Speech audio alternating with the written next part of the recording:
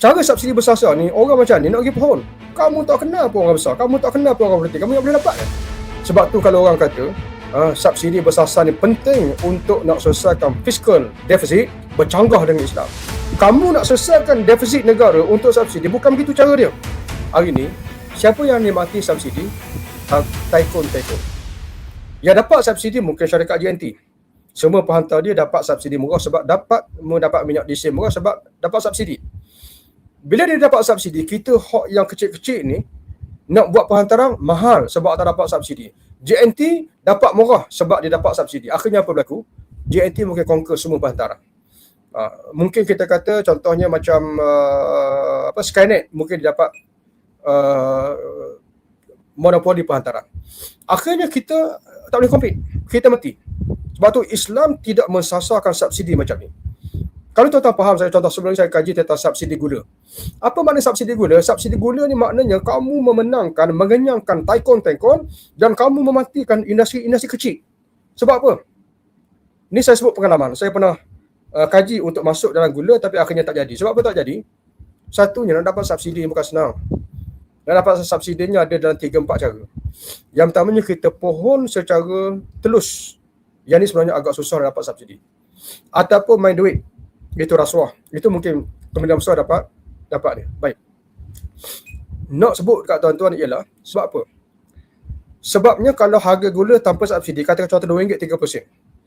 Kerajaan bagi subsidi 40%, dengan subsidi mungkin kita boleh jual mungkin RM8, RM9. Kita pergi tolak kat kedai. Bila kita tolak kat kedai, kita yang tak ada subsidi ni, kita offer gula, borong kat dia untuk tolak bak, RM2, 30%. Mari orang dapat subsidi, offer dekat dia RM80. Tuan-tuan ingat tuan kedai nak ambil kita ke? Ini saya sebut realistik, kawan-kawan saya meniaga gula. Ini masalah dia. Sehingga menyebabkan kawan-kawan saya yang boleh meniaga gula, semua pergi meniaga overseas, tak meniaga kat Malaysia. Sebab apa tak meniaga kat Malaysia? Sebab mereka tak layak dapat subsidi. Menyebabkan bila mereka tolak kat kedai, harga RM2 10%.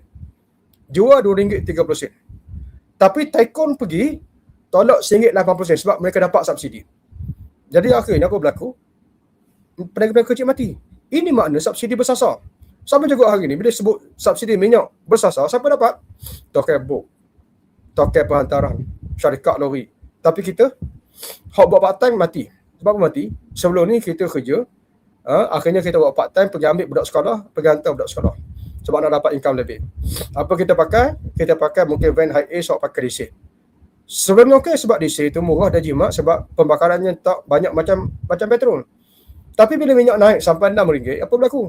Kawan saya berapa ramai yang ada van, yang ada lori hari ni, semuanya simpan jadi jeruk dekat rumah. Sebab apa? Kos mahal. Tapi hot lori yang berjalan sebab mereka ni syarikat-syarikat yang established yang dapat subsidi. Kawan-kawan ni setakat ada lesen, ada permit lori sebiji, 2 biji, ataupun permit untuk hantar budak sekolah 1-2 van, diorang tak layak dapat subsidi. So apa berlaku? Jeruk. Akhirnya siapa yang conquer?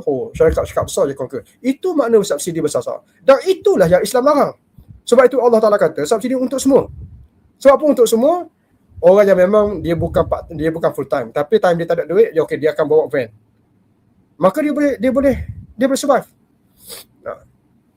Cara subsidi bersasar ni, orang macam ni nak pergi pohon. Kamu tak kenal pun orang besar, kamu tak kenal pun orang politik, kamu yang boleh dapat ke? Possible. Yang ni yang Islam kata, aku wajibkan belanjawan ini sebab apa? Aku tentukan. Tak bagi ulama ijtihad, tak bagi pemimpin ijtihad sebab apa? Kaila yakuna dulatan bainal aghniya'i minkum, supaya harta negara ni, subsidi ni tak hanya mengalir di kalangan orang kaya di antara kamu sahaja. Itu hikmah paling besar. Kenapa? Sebab tu kalau orang kata subsidi bersasar ni penting untuk nak selesaikan fiscal deficit, sebenarnya itu salah. Bercanggah dengan Islam. Kamu nak selesaikan fiscal deficit negara untuk subsidi, bukan begitu cara dia. Masalah hari ni ialah sumber kepada subsidi itu negara kita bagi dekat tycoon. Emas dapat dekat swasta, pasir RA bagi dekat swasta, pasir silika bagi dekat swasta. Dalam Islam semua benda tu mesti diuruskan oleh kerajaan. Hasil pendapatan itu diturunkan subsidi kepada rakyat. Itu cara dia. Tapi tak nak defisit macam mana? Semua benda tu kamu bodok dekat swasta. Kerajaan dapat income sikit ke? Menyebabkan akhir nak bagi subsidi tak cukup duit. Sebab tu saya kata dalam Islam, subsidi di sini bukan mari daripada Petronas sahaja. Dia mari daripada pelbagai cukai 1/8. Tapi yang besarnya ialah daripada public services. Contohnya MAHB yang saya kira itu tak silap saya, revenue dalam 2 bilion setahun, tapi dapat dekat BlackRock. Sepatutnya dapat fully kepada kerajaan, bukan dapat dekat swasta. Contoh yang lain lagi, contohnya 5G. Pemancar 5G ni sepatutnya kerajaan urus, tapi benda ni bagi dekat Wisentan. Jadi Wisentan dapat benda tu. Jadi sepatutnya ini income kerajaan. Kerajaan charge macam biasa. Macam Wisentan charge, itu juga kerajaan charge. Tapi 28 bilion ni sebulan dia punya penggunaan, saya jangkalah untuk berkereta mungkin 40%, semua dapat dekat Wisentan. Sebagai contoh. Dapat dekat U-Mobile. Sepatutnya itu income kerajaan, untung daripada situ 1/8-nya ialah untuk subsidi minyak. Untuk rendahkan kos pelayanan rakyat. Tapi sebab apa bila kita bagi subsidi jadi defisit? Sebab sumber-sumber subsidi itu semua kita bagi kat Tycoon. Ini masalah pertaruhan kita. Sebab tu kalau ada orang kata subsidi minyak bersasar ni wajar untuk selesaikan masalah fiskal, itu satu kesalahan yang sangat besar dari segi ekonomi Islam. Sebab apa satu sama besar? Sebab Islam suruh bagi subsidi kepada semua. Bukan terpilih, bukan bersasar. Kalau defisit, kena ambil balik semua kerajaan tadi. Baru akhirnya subsidi tadi tidak menjadi fiscal problem. Itu kita kena faham. Sebagai kunci terakhir ya, saya kongsi. Sebab apa Selangor dulu zaman Tan Sri Khalid kita boleh bagi air cuma, subsidi air? Sebab apa? Sebab pengurusan air kita berjaya ambil daripada swasta. Arwah Tan Sri Khalid rapat dengan saya. Dan saya terlibat dalam pentadbiran beliau. Dia banyak kali sebut ke saya, kalau kita tak ambil alih air ni, kita tak akan mampu bagi subsidi balik kepada rakyat. Sebab apa? Sebab untung dapat dekat swasta. Dapat dekat puncak meniaga, kerajaan ni hanya dapat upah.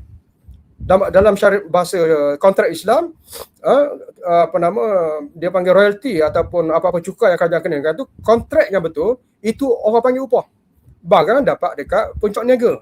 Jadi bila Tan Sri Khalid ambil semua tu jadi hak kerajaan, baru akhirnya kerajaan boleh bagi subsidi air. Sama juga dalam pengurusan petrol baik tu baik, sebenarnya banyak hak-hak rakyat ni diberikan kepada swasta. Sebab tu saya kata, nak selesaikan masalah subsidi ni kena rampas balik benda-benda tu jadi hak kerajaan.